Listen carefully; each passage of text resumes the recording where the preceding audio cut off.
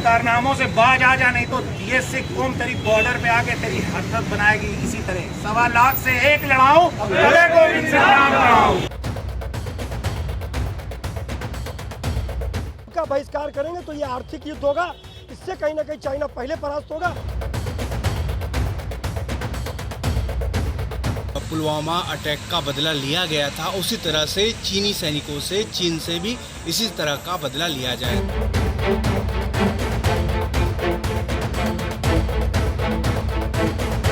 नमस्कार, मैं हूँ आपके साथ अभिषेक सांडल। तो आज जन जन तक के ई एडिशन में हम आपको जनता की उस आवाज़ को सुनाने जा रहे हैं जो गलवान घाटी में एक कार्रवाई हुई चीन के द्वारा, जिसमें हमारे 20 के करीब भारतीय सैनिक शहीद हो गए। पूर्वी लद्दाख में स्थित गलवान घाटी पिछले कई दिनों से चर्चा का विषय बना हुआ है, जिसमें भारत और चीन की सेनाएं आमने सामने हैं। इस घाटी ने पिछले सोमवार को खूनी रंग ले लिया, जिसकी वजह से हमारे देश के वीर सैनिकों को अपनी शहादत देनी पड़ी। तो हमने जनता से ये सवाल किया, आखिर भारत सरकार और भारतीय सेना किस तरह की कार्रवाई करे ताकि चीन दोबारा ऐसी हरकत करने से बाज जाए। तो चलिए सुनते हैं हमारी देश की जनता ने क्या कहा। पिता साहब श्री गुरु गोविंद सिंह जी ने हम लोग को कहा 1.25 लाख से एक लड़ाओ, अगर हमारा एक सैनिक मारा जाएगा उनके 1.25 लाख मार के लाएंगे।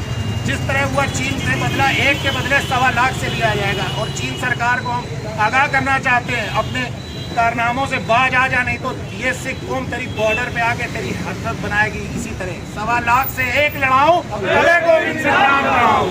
हिंदुस्तान जिंदाबाद, जिंदाबाद, जिंदाबाद। भारत माँ के लाल अमर रहे, अमर रहे, अमर रहे। एक तरह से धोखा देने का काम किया है, उसका हम विरोध कर रहे हैं।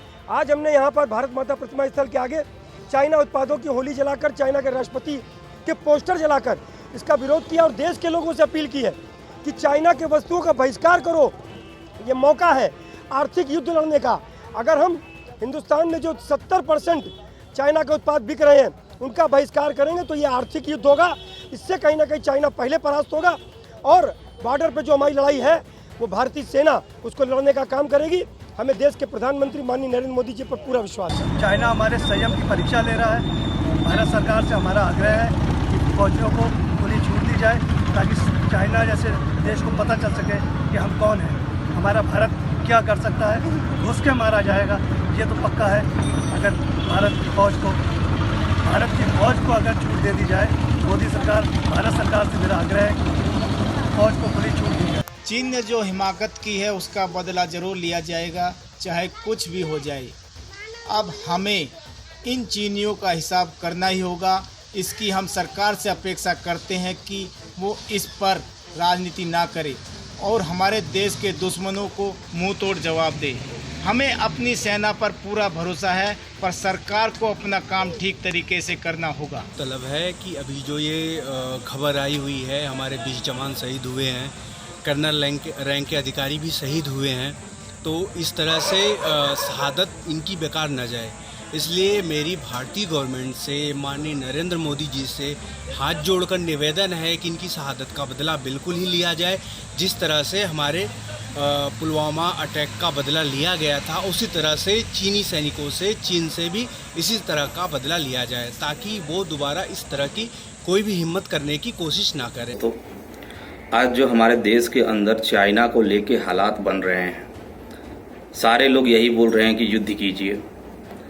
युद्ध तो हमारे प्रधानमंत्री, रक्षा मंत्री, गृह मंत्री और तीनों सेना के प्रमुख ये उस पर वो निर्णय लेंगे। बट हम देशवासी क्या कर सकते हैं? हम युद्ध, अगर हम चाहें तो युद्ध से कम बड़ा कदम नहीं उठा सकते हैं। हम चाइना के सारे सामानों का बहिष्कार करेंगे, हम उसके जितने भी ऐप्स हैं उसके बहिष्कार करेंगे। सो कृपया मेरी हाथ जोड़ के देशवासियों से ये नम्र निवेदन है कि कृपया करके आप उसके सारे सामान का बहिष्कार कीजिए, उसके द्वारा चलाए गए ऐप्स का बहिष्कार कीजिए। चाइना के सारे प्रोडक्ट को हम लोग को बहिष्कार करना होगा। जब उसको आर्थिक मार पड़ेगा तभी जाके चाइना सुधरेगा। हमारे जवान शहीद हो रहे हैं, इस चीज़ के लिए सभी आहत हैं।